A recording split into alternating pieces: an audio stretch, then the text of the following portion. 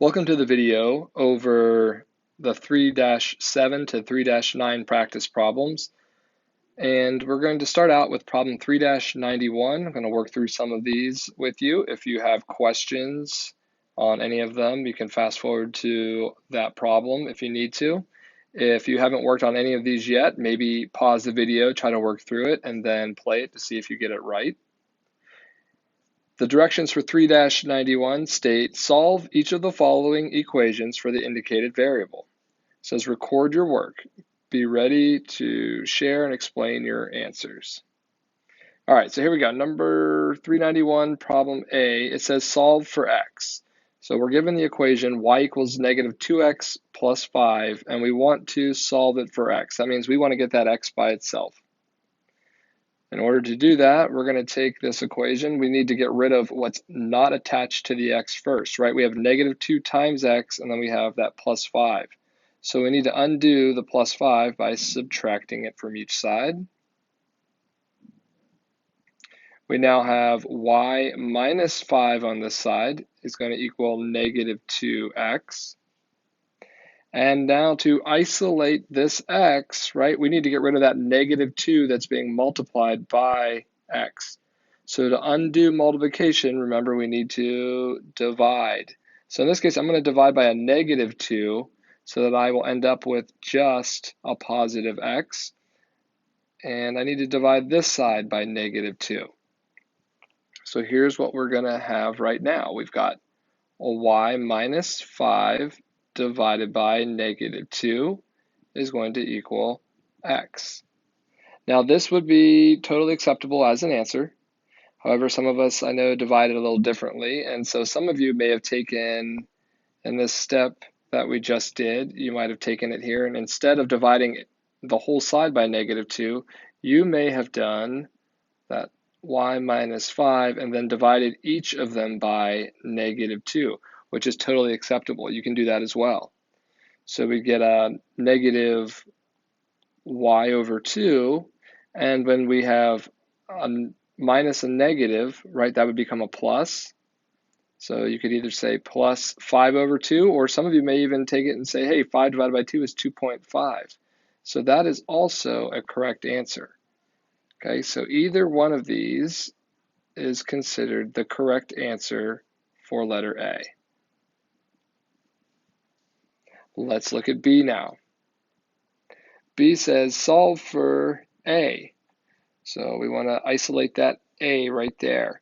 Now this one looks very similar to the problem we just did. If you look at the structure of the equation, right? We had y equals negative 2 times x plus 5. Here we have g equals c times a and minus b. And if we're trying to solve for a, it's just like we were trying to solve for x. So the first thing we would do is we would add b to each side. And we would then say g plus b is going to equal c times a. And again, we would need to divide each side by whatever is being multiplied by a. So we're going to divide by c to cancel it out. And then we'd need to divide this side by c. What we're looking at here is g plus b all divided by c should equal a. Okay, or you can do the alternative again as well. You could say a is equal to, you could have divided the g by c and the b by c and had that answer as well. Both of those are also correct answers.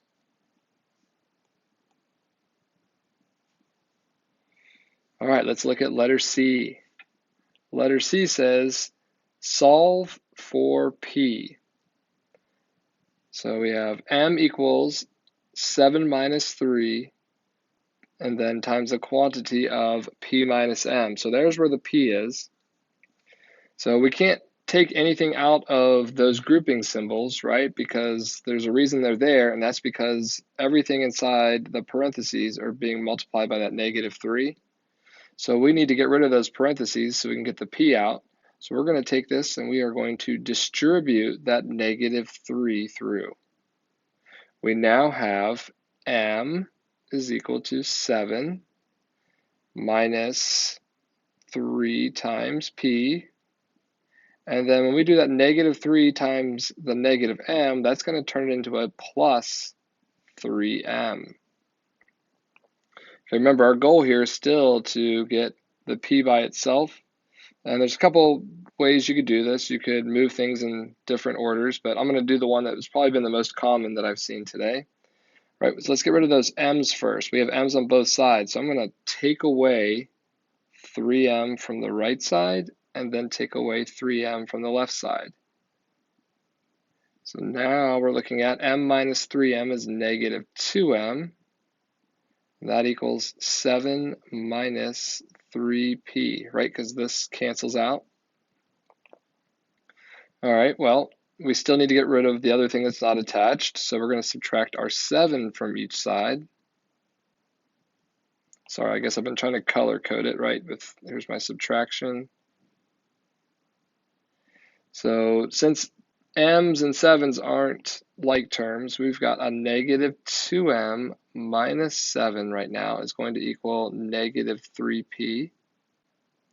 And then just like above, we need to get our variable by itself. So when you think back to this problem, right, we had to divide by the negative 2 to get rid of the negative. We're going to do the same thing here. I'm going to divide by a negative 3. And then you can either divide each of these by a negative 3 or the whole thing. So what we're looking at here, and I'm going to actually finish on the left side. We're going to say our p is going to equal either negative 2m minus 7 over negative 3, or you could take that and you could treat it as negative 2m divided by negative 3. And then you have that minus 7 divided by negative 3, in which case we can simplify it to positive 2m over 3 plus 7 over 3. So that would be our acceptable answers, right? So it would be this one, or you could totally have that one as well. Letter D, solve for y. Now this one was in our notes. If you were in class for our notes, you might see it in there. We have x squared plus 4y is equal to the quantity of x plus 6 times the quantity of x minus 2. Now this part right here we worked on the other day. When you're multiplying a binomial times a binomial, right, we tend to use our generic rectangle to help us multiply that. I'll put my x plus 6 down here and my x minus 2 over here. We'll say x times x, right? X times x should give us x squared. Our x here times negative 2 should give us negative 2x. Our x here is going to be the same as this length, so x times 6 is 6x. And then we've got our 6 times our negative 2 gives us negative 12. We put that all together and we're looking at x squared plus 4x minus 12.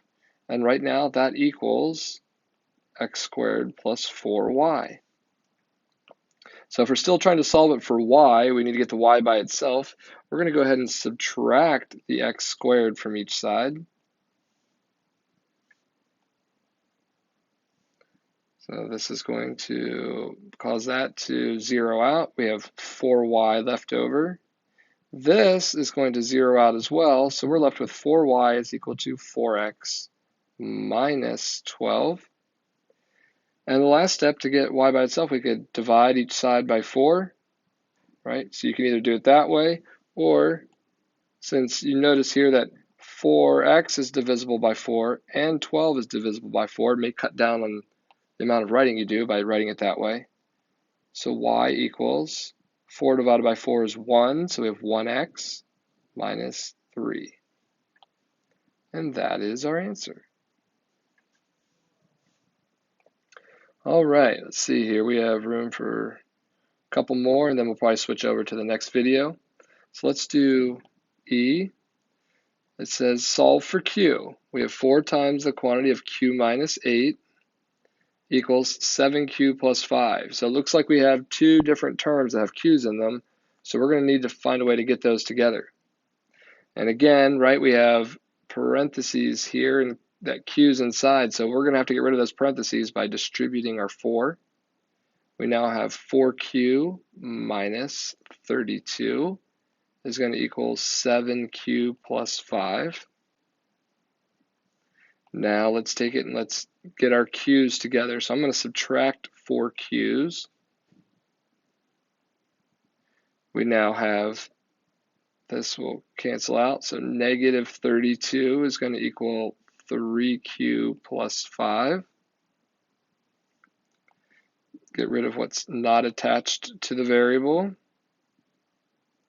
Negative 32 minus 5 more would be negative 37 is equal to 3q. And then we're going to divide by 3. And it looks like our answer is q equals negative 37 over 3.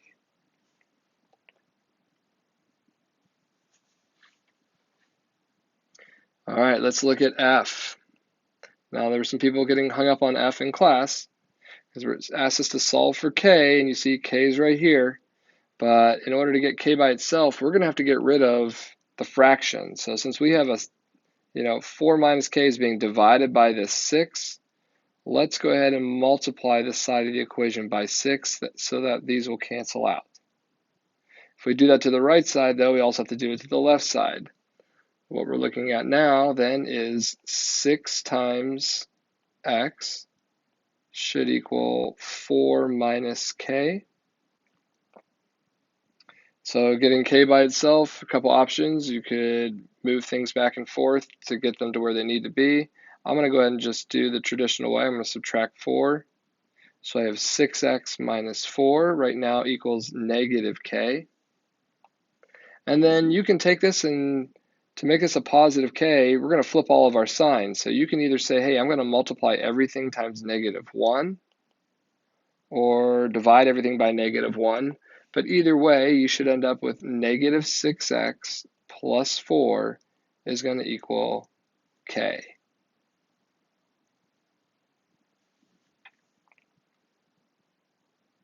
All right, so that's A, B, C, D, E, and F from problem 3-91.